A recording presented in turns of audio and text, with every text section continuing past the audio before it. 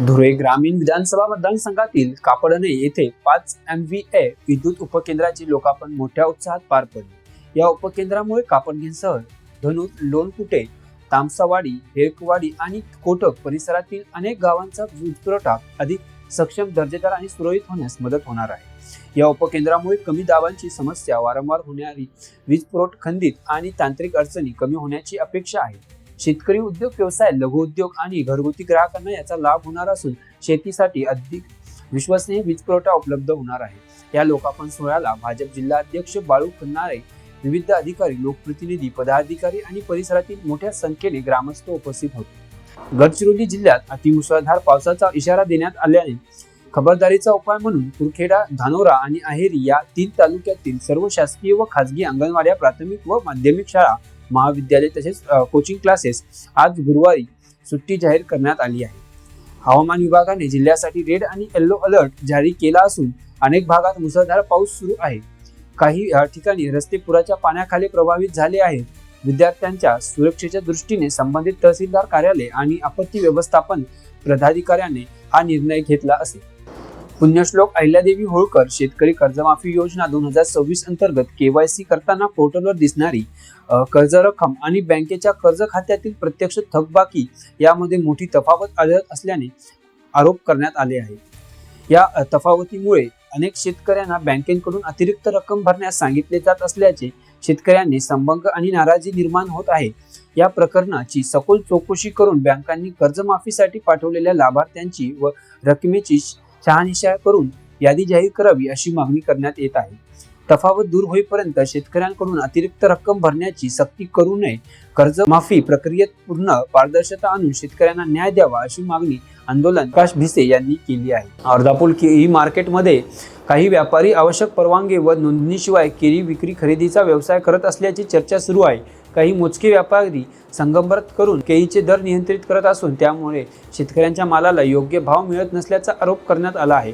विना परवानगी व्यापार होत असेल तर संबंधित व्यापाऱ्यांकडे आवश्यक कागदपत्रे व शासकीय परवानग्या आहेत का याची चौकशी करण्यात यावी अशी मागणी करण्यात येत आहे।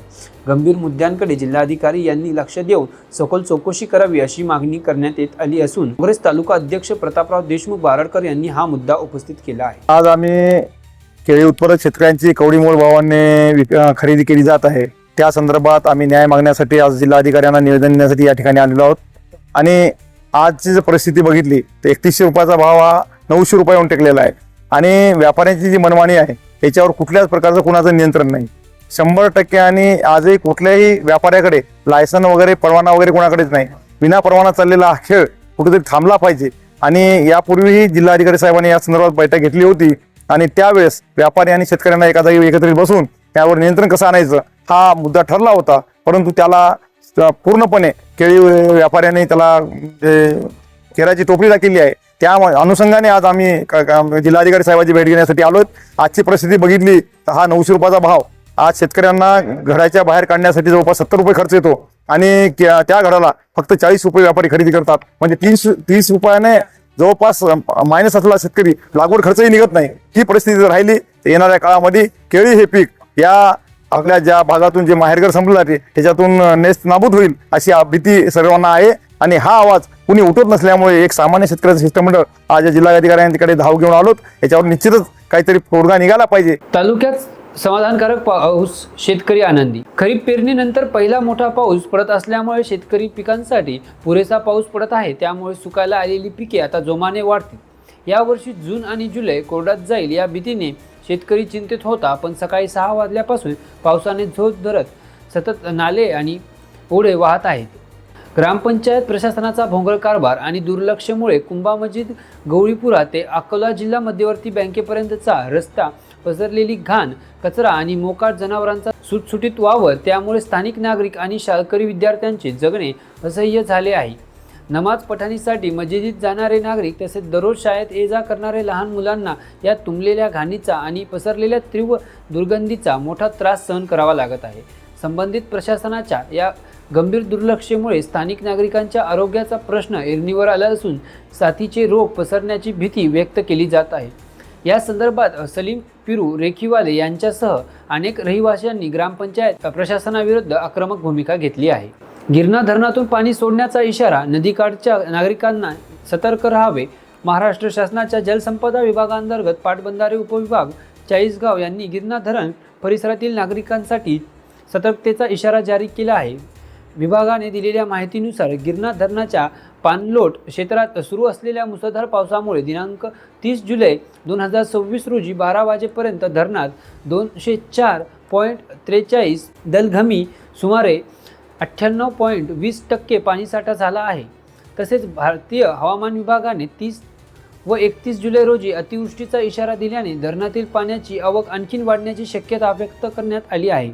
या पार्श्वभूमीवर धरणाची सुरक्षितता लक्षात घेऊन हर्सुल येथील सांडव्यावरून अतिरिक्त पाणी कोणत्याही क्षणी गिरणा नदीपात्रात सोडण्यात येऊ शकते असा इशारा पाटबंधारे विभागाने दिला आहे. धर्मेंद्र प्रधान यांच्या राजीनाम्यानंतर डहाणूत FSI DYFI चा विजयोत्सव. डहाणू 30 जुलै. देशपातळीवरील परीक्षांमधील कथित पेपरफुटी प्रकरण आणि विद्यार्थ्यांचा प्रश्नावर केंद्रीय शिक्षण मंत्री धर्मेंद्र प्रधान यांनी राजीनामा दिल्यानंतर डहाणू येथे आमदार विनोद निकोले यांच्या नेतृत्वाखाली SFI DYFI च्या वतीने विजयोत्सव साजरा करण्यात आला. विद्यार्थी व युवक कार्यकर्त्यांनी तिरंगा आणि लाल झेंडे घेऊन शहरातून भव्य रॅली काढली. लढलो जिंकलो अशा घोषणांनी परिसर दणाणून गेला. आमदार विनोद निकोले यांनी हा विजय देशातील विद्यार्थ्यांच्या एकजुटीचा आणि सातत्यपूर्ण संघर्षाचा असल्याचा सांगत कार्यकर्त्यांचे अभिनंदन केले. राष्ट्रीय परीक्षेमधील अनियमितता आणि पेपरफुटी विरोधात SFI DYFI कडून सुरू असलेल्या आंदोलनाला यश मिळाल्याने विद्यार्थी व युवकांमध्ये उत्साहाचे वातावरण पाहायला मिळाले.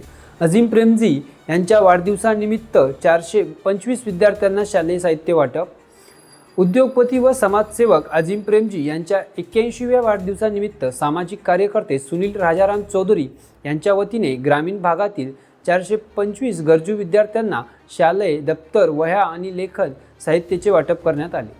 24 जुलै रोजी बन्सीलाल पॅलेस सभागृहात आयोजित कार्यक्रमात आर्थिकदृष्ट्या दुर्बल विद्यार्थ्यांना शिक्षणासाठी आवश्यक साहित्य देऊन त्यांच्या शिक्षणाला प्रोत्साहन देण्यात आले.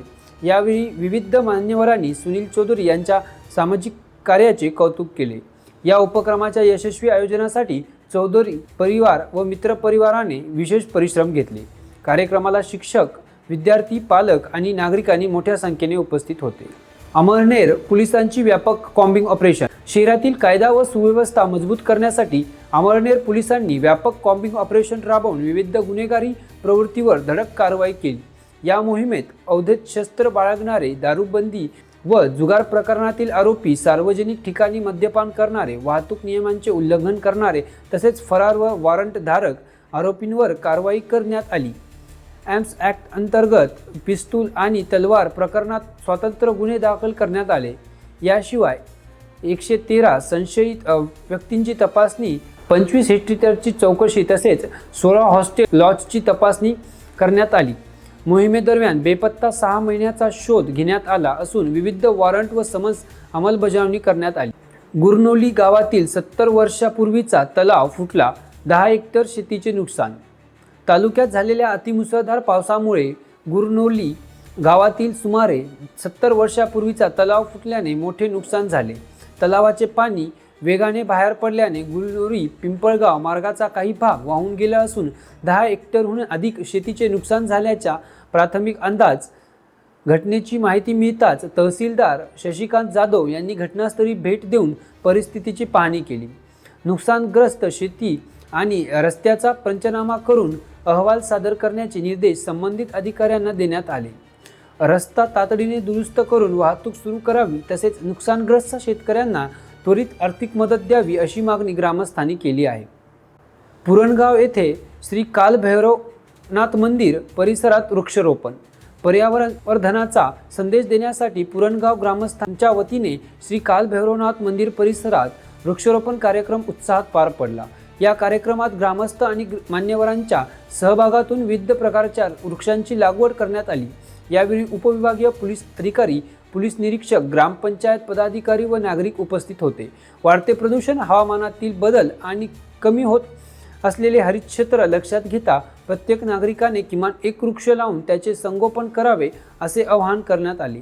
लावण्यात आलेल्या वृक्षांची नियमित देखभाल करण्याचा निर्धारही यावेळी व्यक्त करण्यात आला. अशाच चालू घडामोडी पाहण्यासाठी पाहत रहा युवा राज्य न्यूज चॅनल. बातमीची प्रभाव पाडे.